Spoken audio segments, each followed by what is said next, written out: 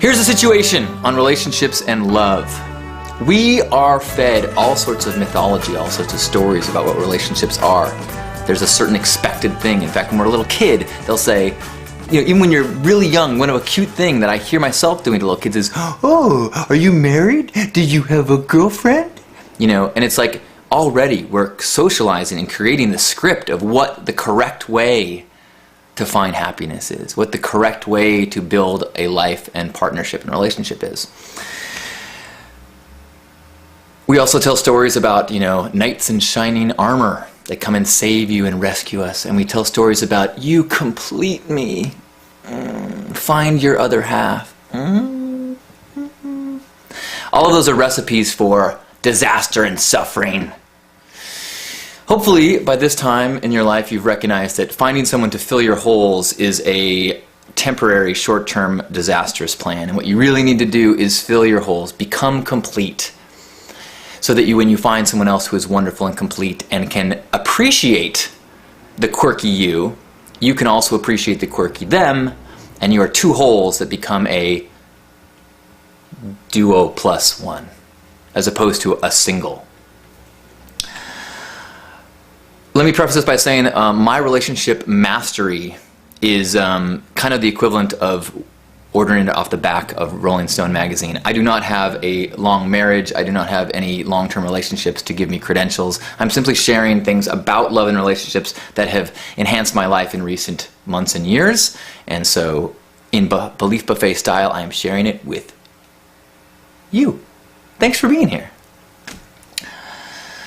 One of the things we fall into a trap of often in relationships, and I have been guilty of this very much for the last decade or more, is that of feeling protective and feeling like you want to take care of and rescue and fill the holes in some ways of your partner.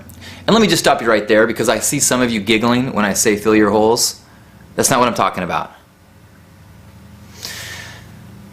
When you have this feeling, it feels like love to be concerned, to be worried.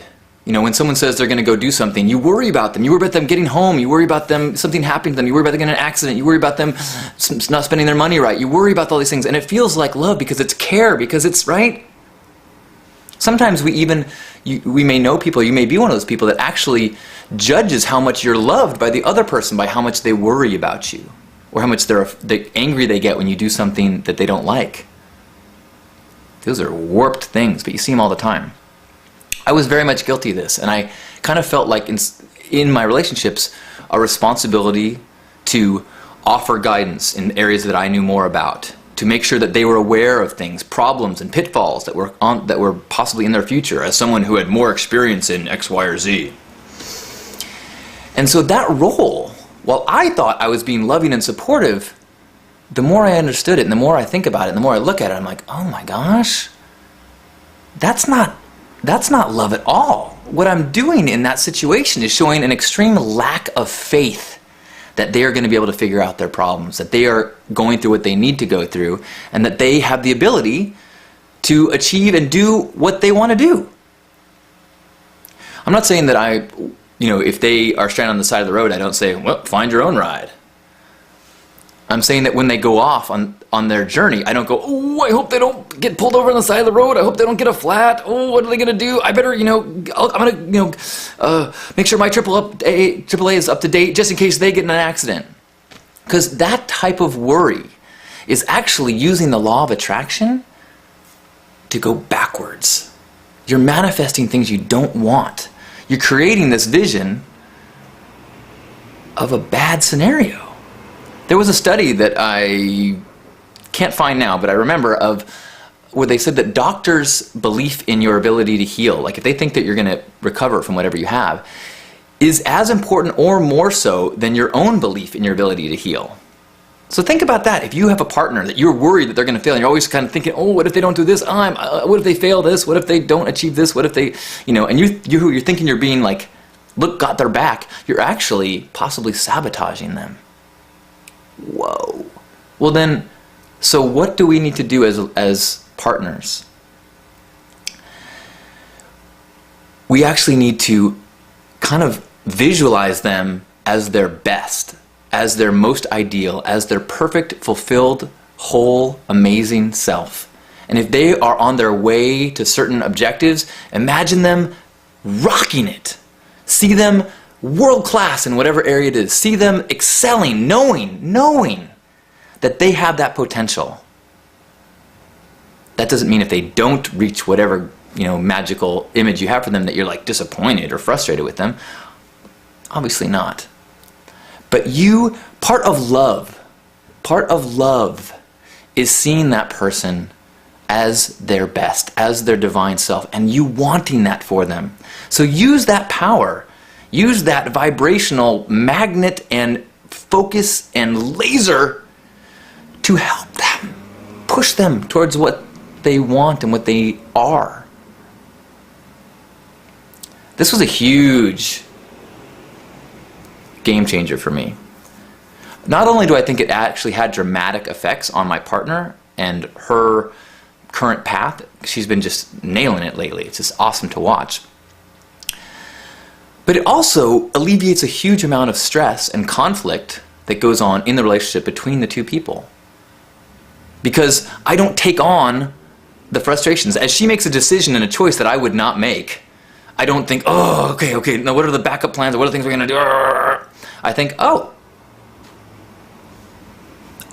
clearly, she's in her shoes. She knows best. She knows the decisions that she wants to make. And whatever place it gets her to, even if it appears to be a challenge or a struggle, I have faith that that path is something that's going to get her to where she needs to be. It's going to teach her. It's going to allow her to strip away things. It's going to give her the skills, the talents, the confidence, whatever. And it's arrogant to think that as a partner, I know better and that I should be worrying and I should... No. I have faith. I have confidence. I believe that even if you think and feel like you are stumbling, I know, I believe, I see you.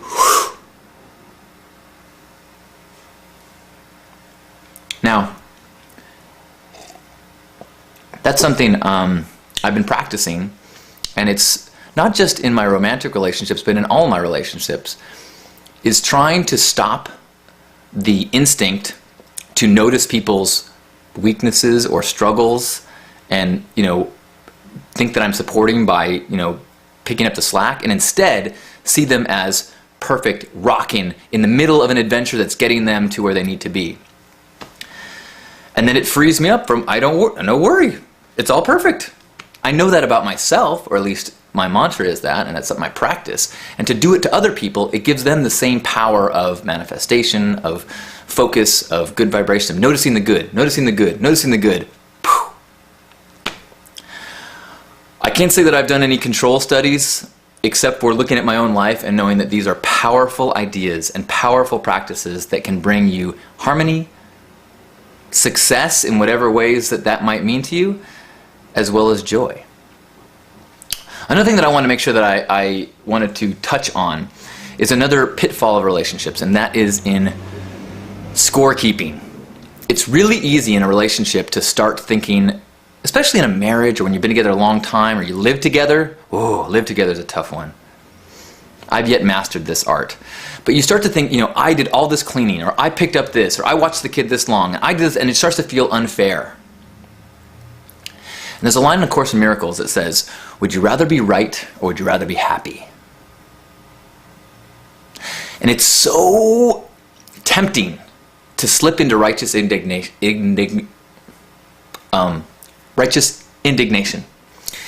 And it's so tempting to feel like I shouldn't have to do this. The danger is, one, having that feeling and attitude and an upset doesn't change the fact that you still have to do those tasks. It just means you enjoy them even less.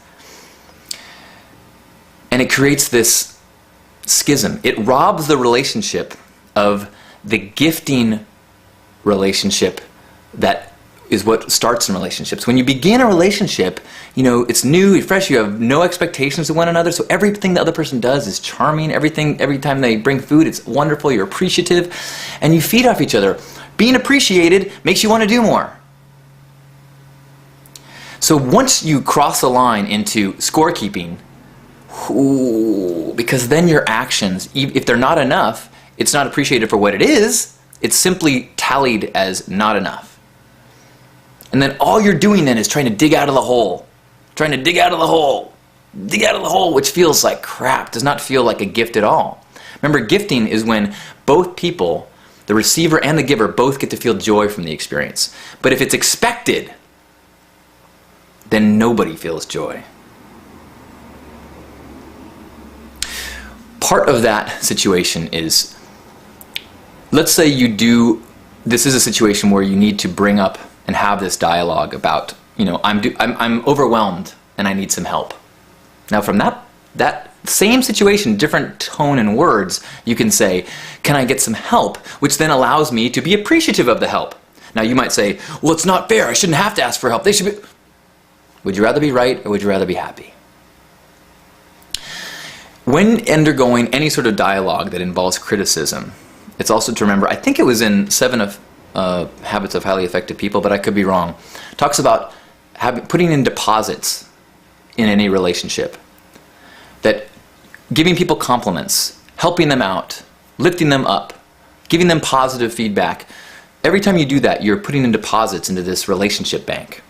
So then, when it comes time to say, hey, you know what, I'm overwhelmed, I need some help, I really would, it would mean a lot to me if you could, not go to that poker game and instead help me out with the kids this night.